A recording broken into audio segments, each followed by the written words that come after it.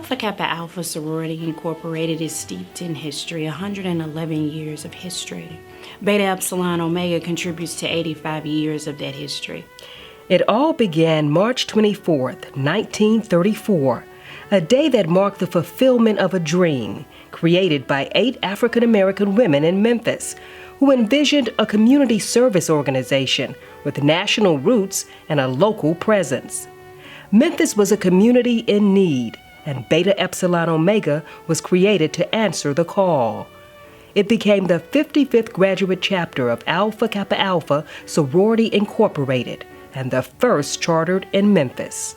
You had 8, predominantly black women who decided to do something special for, black history. The black history of our times. There was segregation, and we were a great social club, and we worked in trying to build the NAACP and the Civil Rights Association. Beta Epsilon Omega's 8 charter members immediately started working in the community and organized the chapter to quickly become a powerful chapter, noted for outstanding programming in the Bluff City. They quickly took on issues like healthcare, education, and arts. The 1930s saw Alpha Kappa Alpha Sorority Incorporated focusing on the Mississippi Health Project for Mississippi Delta residents who did not have access to health care in the region. As a new chapter near the Delta, Beta Epsilon Omega responded with volunteers and financial support. I was very proud of a healthcare program that we developed to help the indigent poor people who are without funds or services or whatever in Memphis, and that we were able to develop that and grow it and still see it growing. The chapter also began making early strides in education that carried on through the decades and even today. Beta Epsilon Omega awarded its first scholarship in 1935. That's 1 year after we were chartered. So our scholarship program has been going for 79 years. It really provides help for some young people that wouldn't get it otherwise. As Beta Epsilon Omega continued to serve the community, our voices were loud and strong in more ways than one.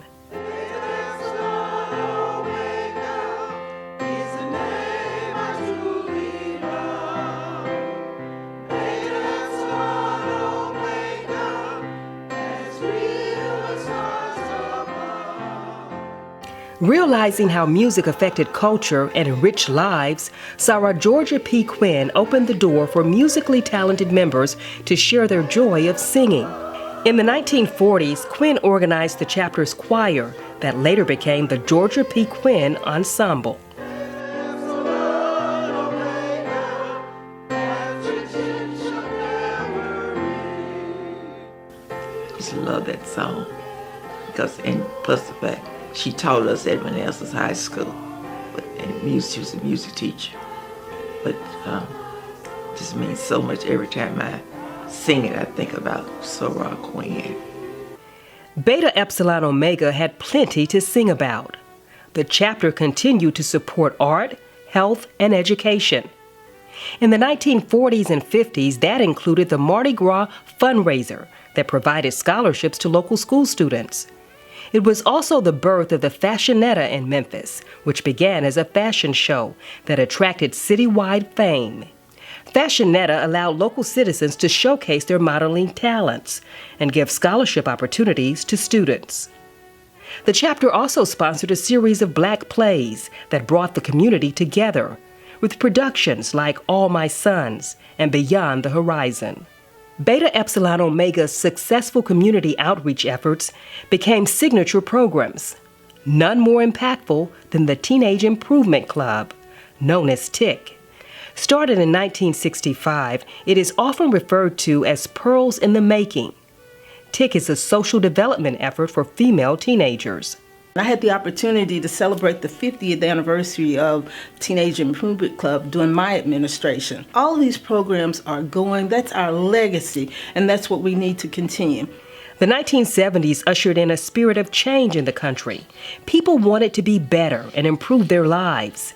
Memphis was finding its identity, and Beta Epsilon Omega honed in on how she could better serve. Our main purpose for existence is to give service to others, not serving ourselves. It was about raising students' self-awareness and self-esteem. Beta Epsilon Omega members, including many educators with know-how, headed into community centers armed with reading materials to help students who were struggling with reading. It became known as the AKA Reading Experience. The free 5-week program served kindergartners through 9th graders across Memphis. The coordinator of the successful program was Sarah Frida F. Green. That's one of our most significant projects and that I'm proudest of, particularly that's named after my mother. And it is really, and she was a reading teacher, and it's very significant to me. Until this day, the reading program has remained an essential program for Beta Epsilon Omega. It has been recognized at the regional and national levels. In 2009, it was named the Frida F. Green Reading Program in honor of Ivy Beyond the Wall, Frida Franklin Green.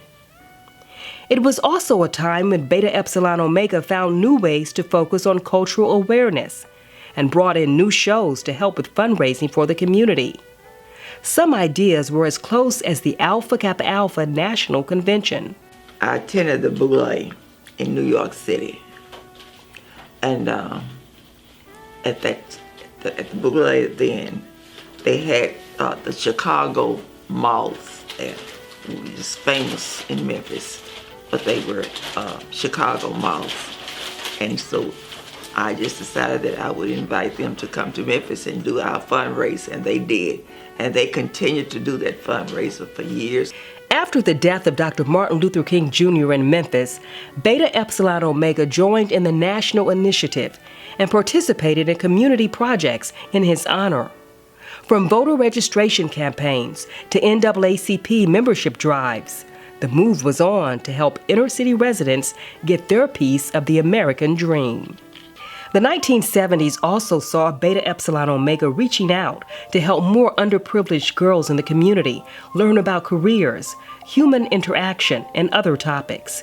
An idea from Beta Epsilon Omega's own Catherine Rivers Johnson became Operation Big Sister, a 4-week summer session promoting scholarship and volunteerism. It became a signature program for the chapter. That program is still relevant within this community because it actually was designed for children who were needy. That was her intent, to pull in the children who were most needy within the Memphis community, who didn't have the opportunities that a lot of our children get.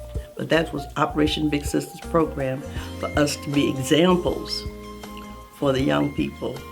I want those kids to see it. I don't want them to think themselves better than anybody else, but I want them to think themselves as good as anybody else. That's important.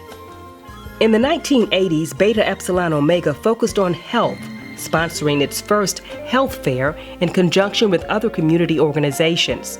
The chapter also provided financial and volunteer support to the Regional Medical Center's Newborn Center. The 1980s also saw chapter leaders like Sarah Doris Lewis turn the focus on forging momentum for chapter housing. In the 1990s, Memphis was a city in the flux of change as it elected its first black mayor, a lifelong educator. In national education, it was the time of the math and science reform movement. Beta Epsilon Omega launched a family mathematics program in legacy Memphis City schools, while also co-sponsoring Math Science Computer Institutes for junior high school students and tutoring students for mandated math tests. And Beta Epsilon Omega also looked inward, doing some internal restructuring that still exists today. Came up with the idea of a way for us to structure our chapter's operation where we could best utilize all of our officers. So we called it renewed or revised our organizational structure. And under the bachelor's came the chapter operations. Under the first anti-bachelor's came programs and everything that went along with that. And under second anti-bachelor's came finances. There was also a focus on forming more community partnerships to serve children in need. I worked with Time Warner, and they had Reading is Fundamental programming. And I brought that program in for the 2 years that I was there. And it soared even more. Another partnership with WREG-TV allowed Beta Epsilon Omega to donate warm coats to kids in need, and there was definitely a need. The little girl tried a coat on, and she would not put it off. She was so afraid. I was trying to get her to take it off to try on another coat, but she wouldn't do it. She was so afraid I was going to take the coat from her. I think she was just so cold, and she was so glad to get that coat that she just would not give that coat back. As the chapter was giving back to the community, it also found a way to give back to those who gave so much to Beta Epsilon Omega. I contacted one of the vendors to ask them to listen to my idea to have a gift that would be ongoing, perpetual. And that gift was a bachelor's pen that I actually had commissioned and designed based on the ideas I presented. The 2000s was the season of expectations as Memphis and the world awaited Y2K. Beta Epsilon Omega was busy leaving its mark and supporting the new Memphis Public Library. We made this big donation to the Benjamin Hooks Library, and that was during that time. And even now, we have a room at the library with my name on it, and the Humanities Director, Pearl Westbrooks Hines, president. This was an opportunity for us to serve the community and also for us to participate as far as making the donation to help get this place built. Beta Epsilon Omega was leaving an imprint, supporting important community endeavors, and financially supporting Memphis's only HBCU. Beta Epsilon Omega made a pledge to Lemoyne Owen College, which is our local HBCU, of $25,000, and we paid in installments of $5,000. And during my term, we received the Beacon Award from Lemoyne, which is their highest honor, because we completed that pledge and we made that donation to the college. By the start of the 21st century, Beta Epsilon Omega had long solidified its legacy in the Memphis community through the strength of its membership, which grew from its initial 13 members in the 1930s to nearly 400 members by the early 2000s. Beta Epsilon Omega was also a place for daughters to follow in the footsteps of their mothers.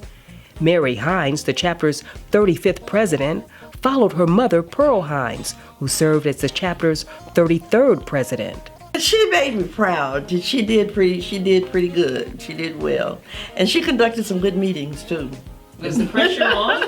It was very much on. It was very much on. Because I wanted to make her proud, and I saw how hard she worked. It means a lot, and it was a good experience, and I wouldn't change a thing. It's been good. I always tell parents, you train up a child in the way that they should go, and they will not depart from it. And she made me want to be an AKA. I wanted to be like her, and I think that my service has been a tribute to her legacy and what she instilled in me. In 2008, Alpha Kappa Alpha celebrated a milestone, 100 years of service. Beta Epsilon Omega hosted the Alpha Kappa Alpha Centennial Traveling Exhibit at the Pink Palace Museum. It attracted more than 25,000 visitors who got a glimpse of Alpha Kappa Alpha's history. Buses coming from Arkansas and Georgia, Mississippi, whatever, But we had many, many people coming in just to go to the exhibit. The sorority participated in building Habitat for Humanity housing to help families and individuals who face housing challenges. As 2010 approached, the chapter reached another milestone in its quest to support education. Beta Epsilon Omega had the first endowment of education foundation. It's called EAF, Education Advancement Foundation. And it laid the groundwork for the chapter to be the first in the southeastern region to have an endowed scholarship. It was an idea and some money was put down, but we received some funds from a soror who had passed away, and I instantly thought of letting $25,000 go to that EAF endowment. Beta Epsilon Omega went on to receive the Green Diamond Award at the EAF luncheon during the 2012 Boule in San Francisco. Beta Epsilon Omega continues to work to build up the chapter and make sure new members are ready to roll up their sleeves and work. Our graduate to graduate mentoring program was designed to help the new members, those new members, either undergraduate members transferring into our graduate chapter or even sorors reactivating, to get them paired with our current members, to get them familiar with Beta Epsilon Omega. And chapter members from all generations working side by side. When I became a member of Beta Epsilon Omega, I was the youngest person in the sorority. But since then, we have no generation gap. We have sorors who come right out of college into Beta Epsilon Omega, and we have sorors who are golden sorors. So we have so many programs, there's no reason for anybody to not be able to do the work that we are doing for the community. Work that is making a difference and leaving a legacy. We are an award-winning stellar chapter. We've always been, and I'll tell you quite frankly, we always will be. It is absolutely imperative that we continue our efforts in the Memphis community.